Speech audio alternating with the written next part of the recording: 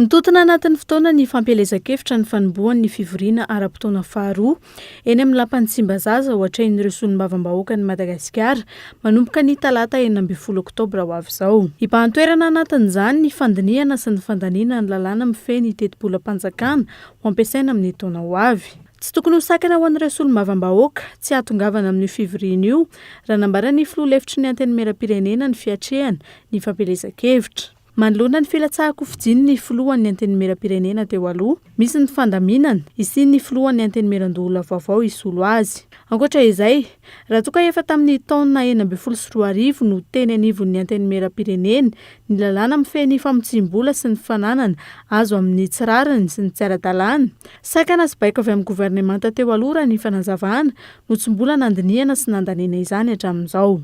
Tsara marina ary teneniko eto amin'ny androany tsy navelana lefa iny lalàna ireny ary nisy mibaiko tamin'ny gouvernement sy avy any présidence izay mamebaiko ireo député tsy hifidy amin'ny lalàna io no ny antony fantany izay antony izay fa iny be lehibe tao hoe isaky ny session dia tonga foana lalàna io dia farany teo moa raha moa izany dia tena nitenena mihitsy hoe oka hoe janona mihitsy satria misy matahotra ny vosivoroko mikasika hatreny lalàna ireny. Herinandro mialoha ny fiatrehana ny fivoriana ara-potoana faharoa mampametra-panontaniana ny mpanara-baovao ny hoe anao ahoana ny tapahatongavan'ireo solombavambahoaka eny Tsimbazaza ny tambin-karama omena azy ireo anatin'ny 2 volana nefa tsy maintsy hiala amin'ny kitapom-bola-panjakana. Ao anatin'io ravitsy toy ny tamin'ny taondasa ihany koa ve no andiniana sy andaniana ny lalàna mifehy ny teti-bola-panjakana. Ankoatr'ireo, nilaza ihany koa ny solombavambahoaka Anitra Razafimanantsorana anontaniana androany fa tsy sarotra ary azon'ireo solombavambahoaka tanterahana ny fananganana ny enquête parlementaire mikasika ny carte grise sy ny permis biometrika OSK